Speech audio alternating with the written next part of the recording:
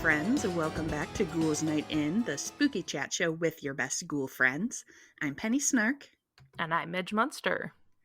And for today's episode, I was just kind of thinking I wanted to reach into both my past and the world's past because I wanted to delve back into something that I was interested in when I was a kid. I So had I've a talked strong urge to sing We Are the World just then. um, so I've talked about how I love like unsolved mysteries. I love ancient Egypt, any kind of like mysterious ancient things. So today we're going to talk about Stonehenge. Oh, nice. That was gonna be the stupidest sentence. Be like, I was just talking about Stonehenge yesterday, but I was. I love that for you.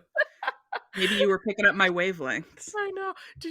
You're not a New Girl person, right? The show New Girl.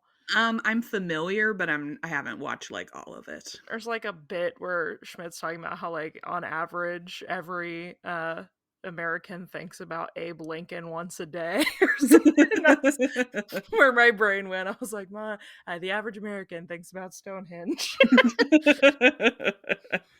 Perhaps. Yes. So my memory my thoughts about Stonehenge from when I was a kid was just like a very like a ooh, like a mystical Mm-hmm. vibe. Like I remember lots of TV specials talking about druids and ancient magic and maybe aliens. And is this aliens? Yeah. Is this One aliens? of Midge's favorite topics was this Right. aliens. And I feel like especially in like this like 90s early 2000s there was just like this very widespread sense that like well like, obviously ancient people couldn't build something like this, so like Mhm. there must be some kind of interference, which is kind of crazy when you think about it because you're like but there are all of these examples of it from around the world, so it seems like they probably could figure out how to do some of Right. these crazy construction projects. And also, like, I just have to point out, they didn't have jobs. So, like, Anything's possible when you're not dying in capitalism. exactly. I'm like, if you haven't invented capitalism, you have a lot more time to, like, push rocks around the country and do other such You labors. heard it here first on Ghouls Night. Banish capitalism, push rocks. Yes. The children yearn for the mines. We want to push rocks. Um, so for anyone who is just doesn't know what this is at all, Stonehenge is an ancient monument that is located in southern England. It's one of the most famous cultural sites in the United Kingdom. So it's made up of like this outer circle of vertical standing stones, which are known as sarsen stones. That is the type of stone it is, with like the horizontal stones over the top connecting them. And then there is an inner kind of assortment of bluestone, which is also a type of stone. They are not blue, unfortunately. Wah, And wah. then an extra large pair of those sarsen stones with like a horizontal stone on top in the center. And these rocks are real big. So How big are how they? big are they? The external ring of stones are 13 feet high by 7 feet wide and weigh approximately 25 tons apiece. Dang. That's a That's big a stone. big rock, very big. I like Um, that boulder. it's a large boulder the size of a small boulder. Um, so you may be listening to this and are like, all right, I'm hearing about stones. What's a henge? This is something that I too have wondered. So henge is a term that refers to earthwork made in the Neolithic period, but that term actually comes from Stonehenge and not the other Oh, way around. Bow, bow, nice. bow, big surprises. So there is, from what I could tell, the first kind of written reference is this 11th century text where it refers to the Stanhang, not far from Salisbury. Stan meaning stone, and hang probably meaning like hanging or suspended. So it's like the suspended stones, which Makes is aptly pretty named, yeah. cool, aptly named. There is also a story in Arthurian legend from the 12th century that describes Merlin bringing the stones there Oh. to set them up. So people have been talking about this for a long time. but Stonehenge itself existed long before that, and that area was potentially important for even longer than that. So we're going to hop in our little Ghouls Night time machines and go all the way back to the Mesolithic period, the Middle Stone Age. Boo, boo, boo, boo, boo, boo, boo, boo, boo, boo. This is like the time of like the last era of like hunter gatherers. So like before we'd invented farming. So this was a very long time ago. We're way back right now. Way, So way at, back. way back. So 8500 to 7000 BCE, there's evidence that there were pits dug here and that they had some kind of like timber posts erected in them, presumably for some ritual slash non-utility purpose. Hmm. Obviously, we don't really know, and we don't know if that like monument was a reason that Stonehenge was eventually built here. But it's just pretty crazy to think about people doing stuff that long ago.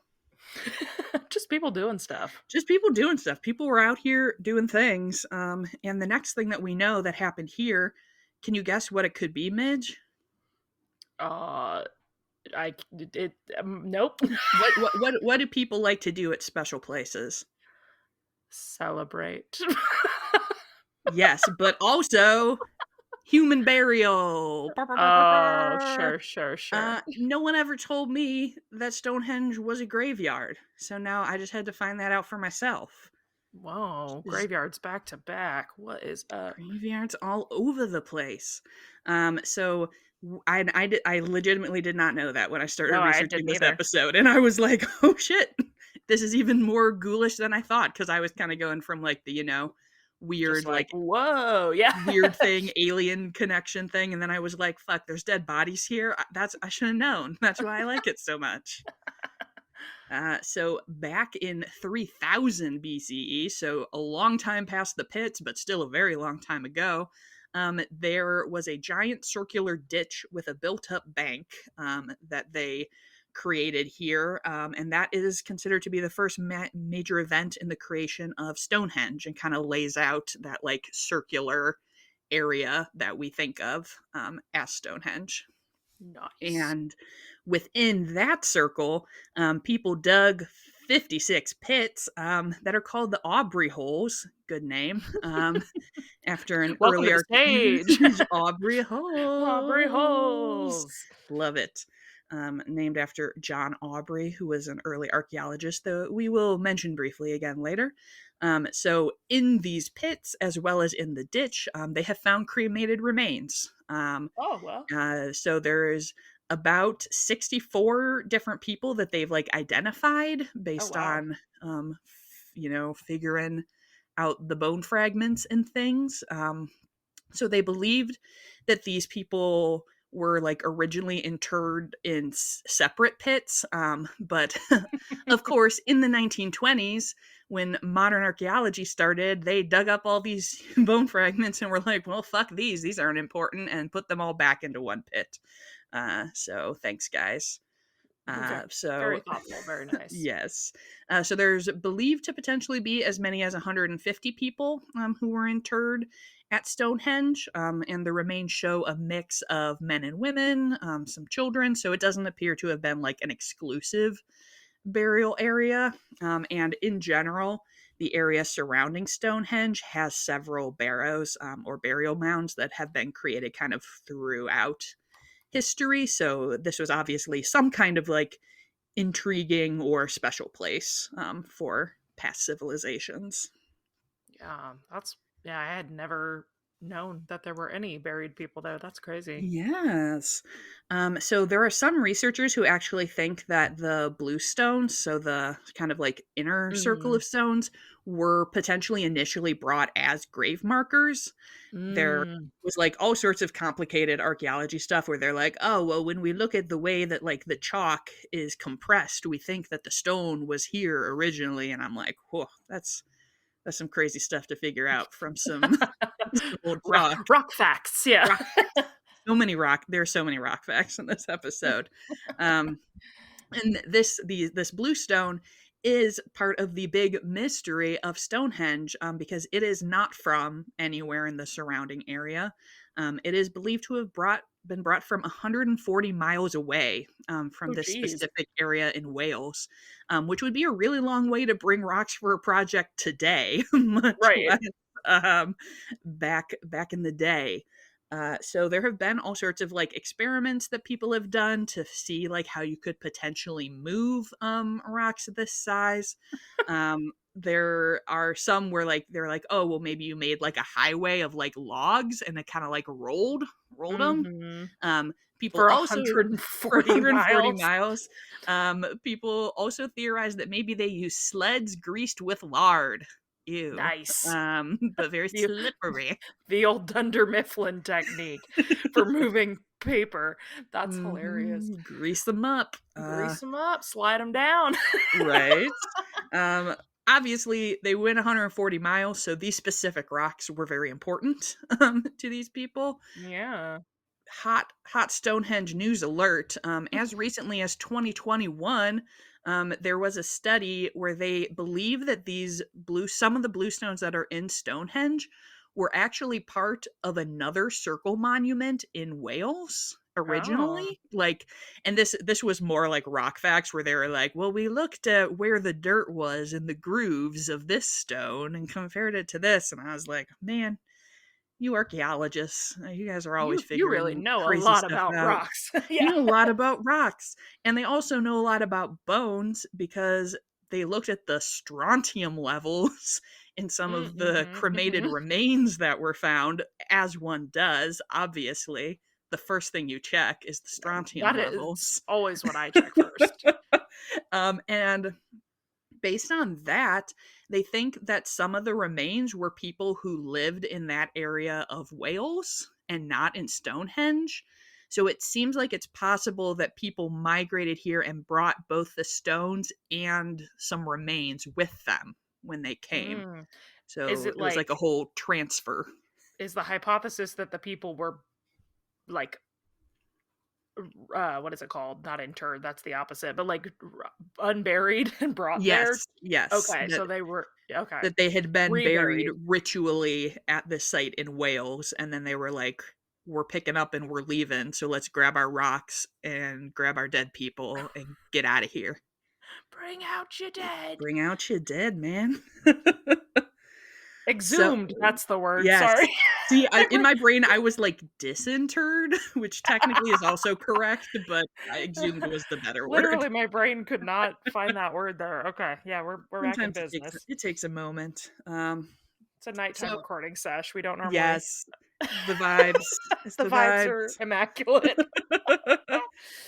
So construction on Stonehenge continued for over 1,000 years. Oh So wow. like you think of like, oh, here it is. We built this great henge and now check, we're done. But this was not true. Um, they have like a second round of like it seemed like people built some timber structures, which obviously do not survive Sure. to the modern age. And then in like 2600, they were like BCE, obviously not now. They were like, ah, fuck, we got to dig some more holes and bring in some more rocks, and did that. Um, and in 2500 is when they put up like the really big like stones around the outside that we think about as Stonehenge. From my understanding, I was got a lot of this information from like the official like Stonehenge website, which is Sure. the Stonehenge.com. Yeah. English Heritage Trust, that maintains the site, as well as some other things. So there was just a lot of information, as you can tell from me telling you so much information about Stonehenge. But I was like, man, there's a lot more to this than I thought. I thought I was just going to be like, did aliens build it? Probably not. End of episode. Uh, we've got more stuff.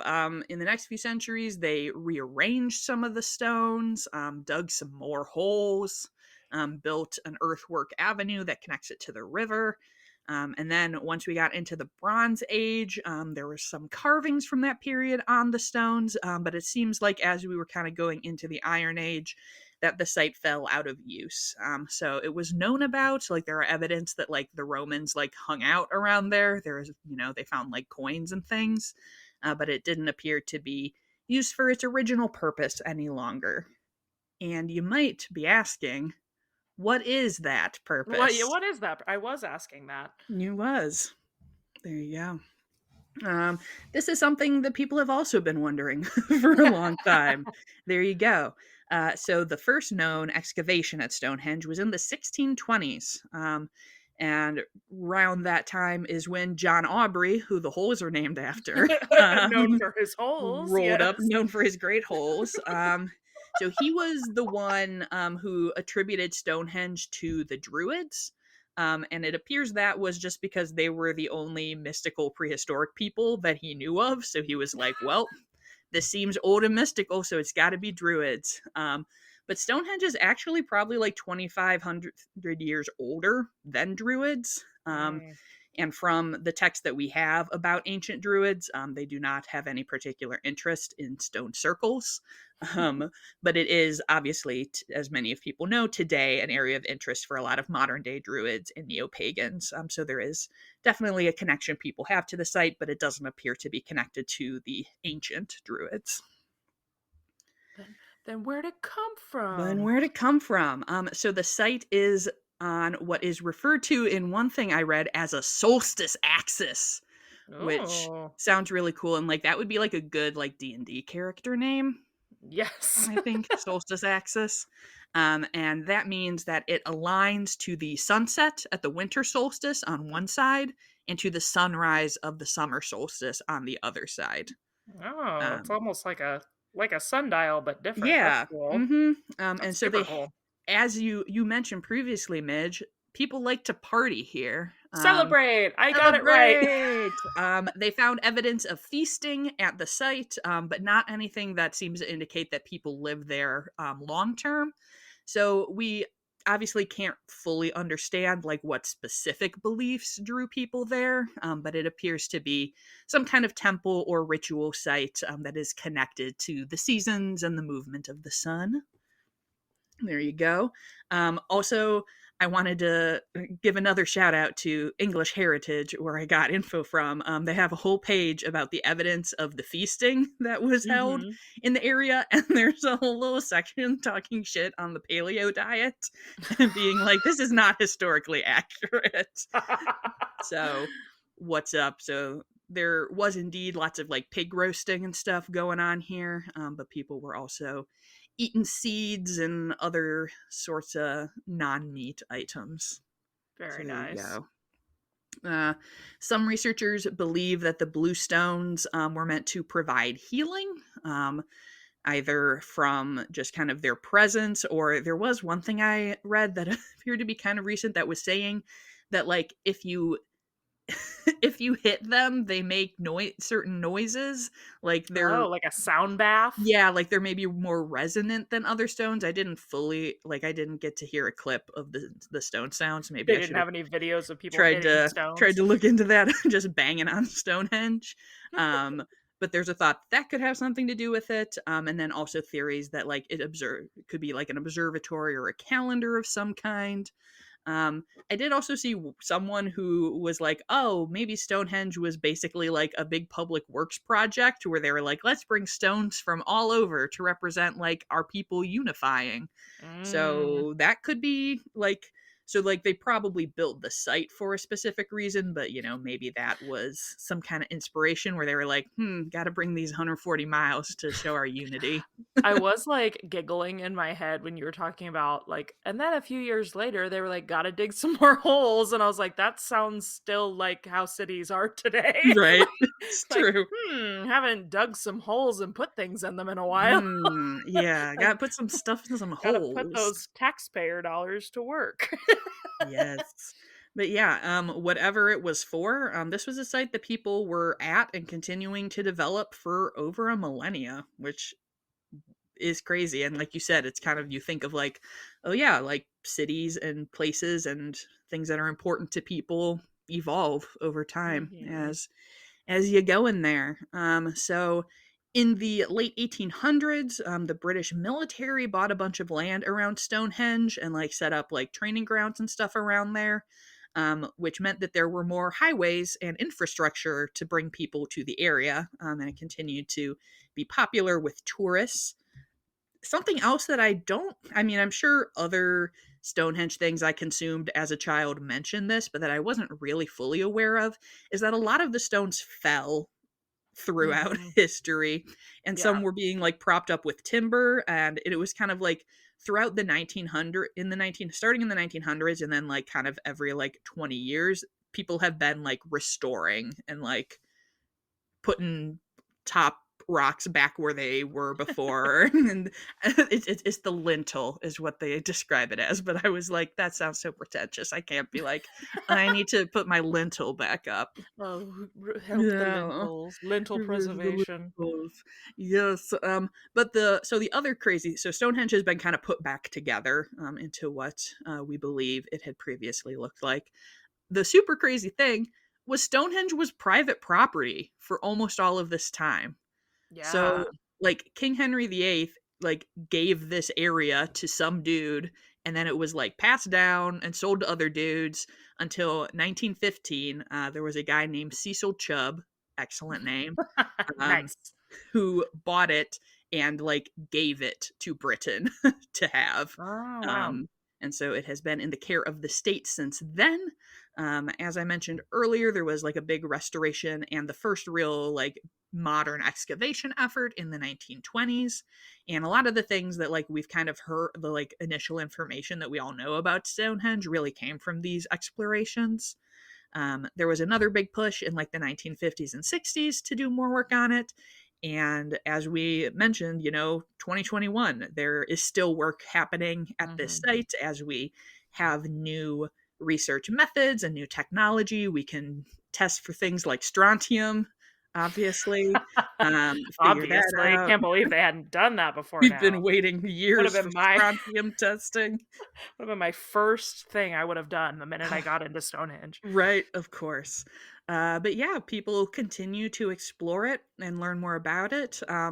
This is one of those things that is so old that some parts of it I think will always be a mystery. But I think Right? it's Because there's really, literally no yeah, written there's no written there's record no of way to know. anything. But it's really interesting to like learn more about how the people of that time lived, and I just find it always really charming to like think about the ways that ancient people were the same as people now. Right. That people have always had kind of the same motivations. We want cool places to party. We want, important ritual sites where we can leave our, beloved loved ones. And it's just And how we've always been we live. marking them with rocks. We love to mark things with rocks and we love to dig holes. So that's just what humanity is all about. And I see that coming through in the beauty of Stonehenge. I And see that that is clearly now. why that's why I say no to aliens building Stonehenge, because I'm like, this is a triumph of humanity.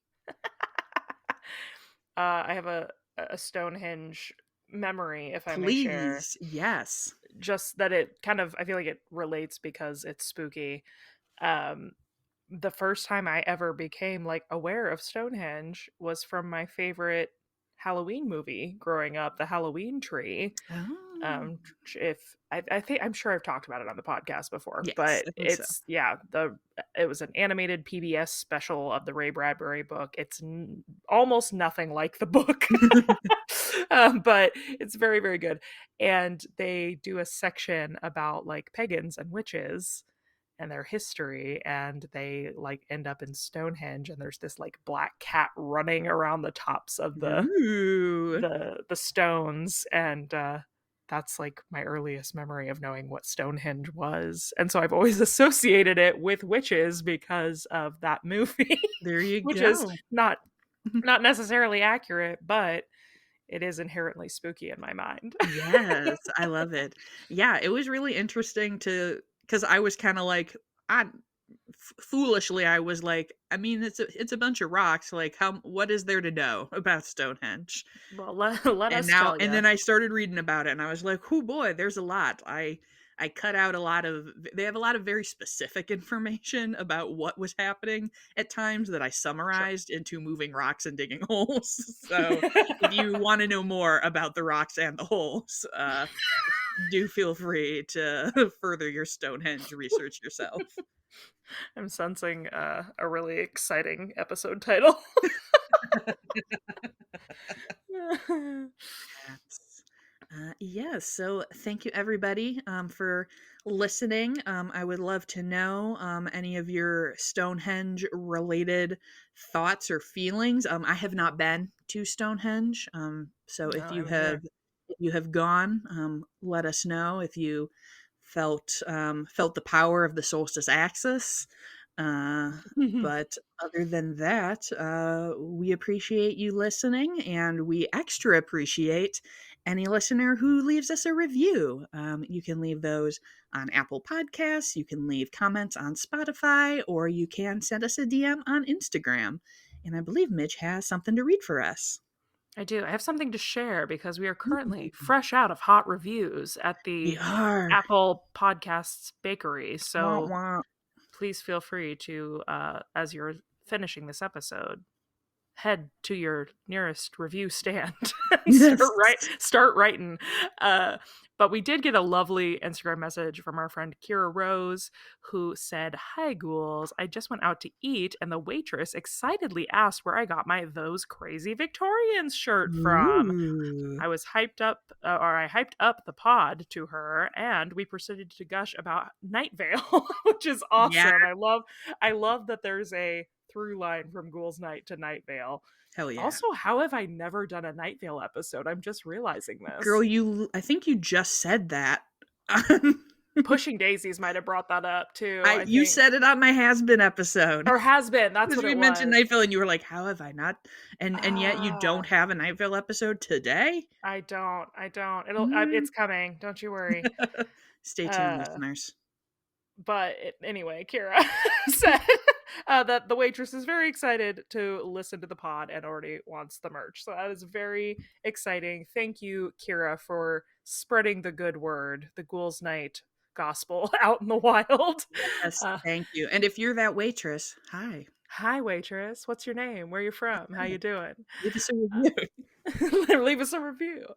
Uh, if you would like to also get your own Ghouls Night merch, if you do not have those Crazy Victorians merch or Ghouls Night in Pod merch, you can find that at my website, midgemunster.com/shop. And Penny and I have been chatting about some new merch that might Mm. be in the works. So keep an eye on the skies. Yes, stay tuned. So if you like the pod and want to follow along with us, we are on Instagram at Ghouls Night in Pod. And if you are looking for me, you can find me across the internet at Penny Snark. And you can find me all over the web at Midge Munster. And until next time, Goodbye. goodbye.